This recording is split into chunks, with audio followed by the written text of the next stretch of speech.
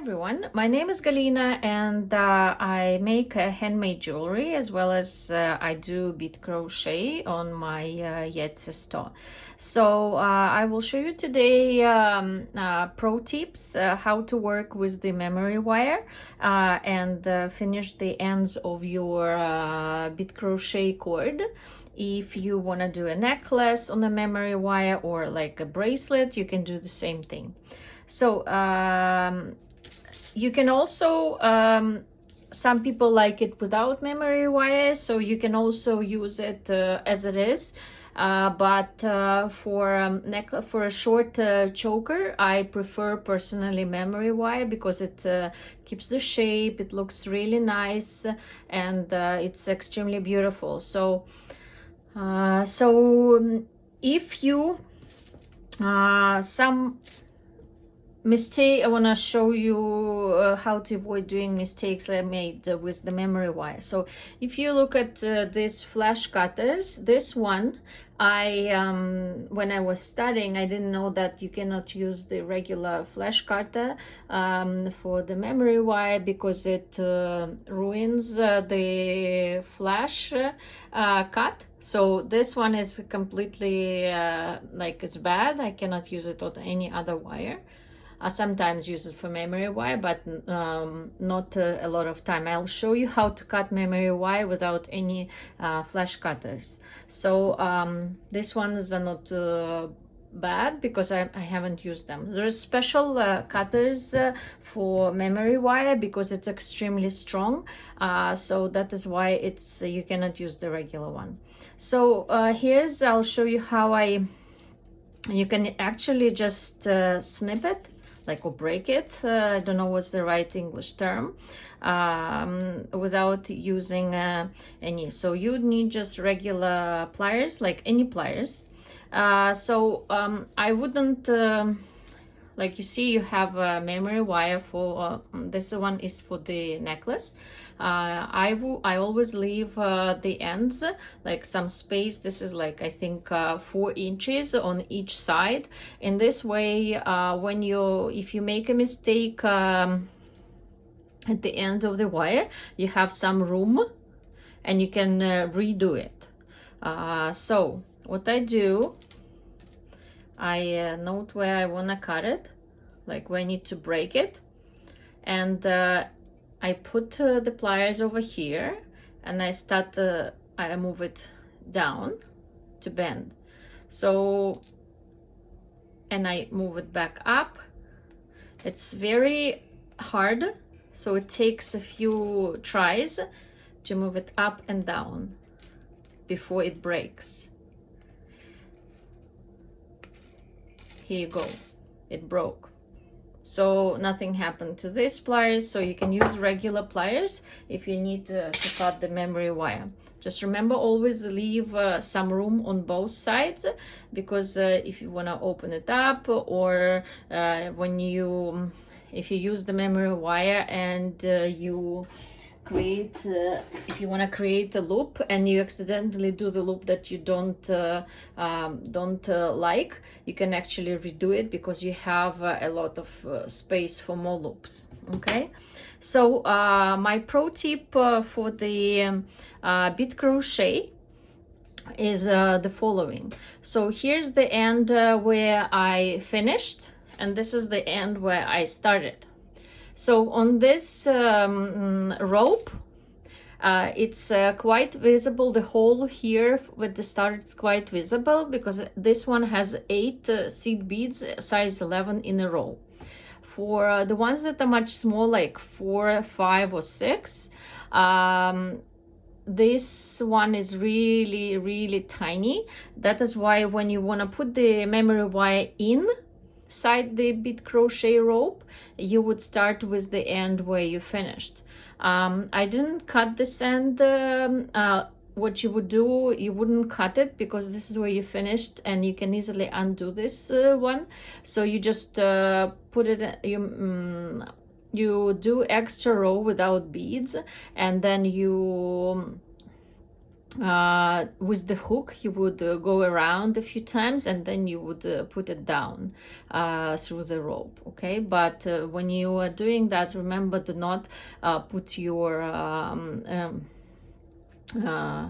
thread through any beads, because they can deform, like your wire excuse me, your rope can deform if you put them through the beads. Okay, so you can make a tiny loop over here as well and just press it so it's not this type of end, but it's a round end. What I found when I was doing that, if for example I start putting it inside and the other end it catches from this side, it's almost impossible to remove it from the rope and redo it. So basically you'll have to cut it and you throw it out. So to avoid that, the best way to do is to use nothing on the end. Because you can, if you make a mistake, you can easily pull it out and redo it again. So you would start putting your wire in, and as this is a 8 seed beads, it's quite easy. So, and you hold this end on the other hand, depends left-handed, right-handed. I'm right-handed, so I hold it in the left hand. And when you are putting your wire in, remember it has to go through easily. If you feel that there is some tension and it doesn't go through, do not start pushing. It means that it caught the thread somewhere, and the rope can start deforming. So it will deform here or there, and it will pull the thread and it will not look nice. So what you do, you try to hold it in the shape of a circle, like halfway like this. And when you push it, you just slightly move it with your fingers like this. So especially with the thinner crochet rope, it will be a little bit harder. When you see it's very long like this, it's a little harder to push it from the other side where you hold the wire. So you try to do it like this, then you pull it a little bit, and you see, so if it goes through nicely, it means you're not catching it anywhere. Then you pull it on this side a little bit, and again you pull it a little bit, and then you start pushing it again, and you slide it with your fingers, pull it down.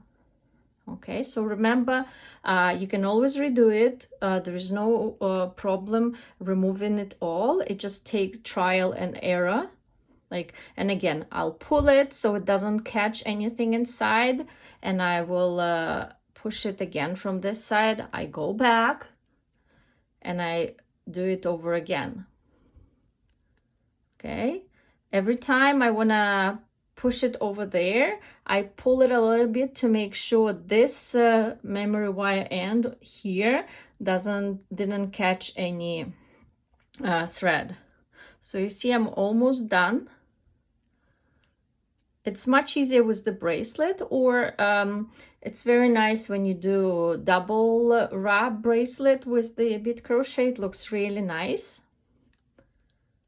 So what I like with the memory wire as well, besides that it holds the shape really nicely, is that you can use, you don't need the pins to use with it. So it simplifies this process of creating a necklace.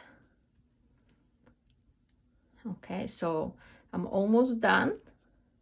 Okay, yes, that's it. So you see now I have both ends. The reason they're much longer is that I'm redoing a new project with this, because I had a bracelet and I had the ends already done, and I didn't wear this bracelet, so I decided to redo it and do a completely different thing, and create a nice memory wire choker with this big antique brass plated pendant. You will see it in my store as a kit soon. So to complete all of this, I'll have to add more, because when I had this ends glued, it's easy to use. The glue in ends are very easy to use, and it's very nice. You don't need any jewelry making skills, so to say. If you crochet, you don't need a lot. You just need a glue and memory wire and the ends, and that's it. But the problem is, if you want to redo the project, like I decided to redo what I had, you will have to basically cut it. So I cut this end and the other end. The end where I started, if you cut it, so your work doesn't open, so there's no problem. So you see I cut it and you cannot tell the difference. But at the other end, I had to remove a few beads and crochet them back. So I will be adding extra with this seed beads to finish the choker necklace. But right now I decided not to do it and show you how to work with the memory wire. So if you want to use the glue in ends, like this is a great option. All you would need pliers, because if you just gonna put the glue in and push it, like put the glue inside over here and then put it on the thread, on the rope, your memory wire will go back in. So it doesn't happen. So to avoid that, you will have to bend this wire a little bit, like this, what I was telling you not to do when you wanna push the wire in, because you see when you do this hook type thing, it will catch if you try to remove it, and you will have to cut your wire and lose it. So here I made a hook. I hope you can see it well. So here's the hook, and I would push it into the work. Okay, so when I push it into the work, let me turn it, just keeps turning. It will be holding on to the your crochet work, and it will not open up. Plus you will put the glue. I always put the glue over here a little bit on the tip, and then I put the glue inside here, but you have to make sure not to overdo it. I would use like this wooden toothpicks. They're great for this type of work. You would use E6000 glue. You put deep inside, then you would use the wooden stick and put some glue around inside. Don't put to the very end, because once you start pushing on your work, it will get out of here. Sorry, wrong term. It will start be visible, and it will be on your beads, and it will not look nice.